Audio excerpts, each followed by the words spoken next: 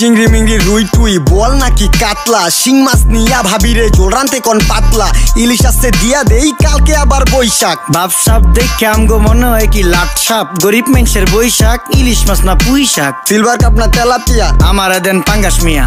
এই মাছ ধরতেও ঘিন লাগে হাত দিয়া। দেখছেন কি কয়, হ্যার লাগে ঘিনা, বাজারের সব জিনিসই স্বর্ণের দামে কিনা।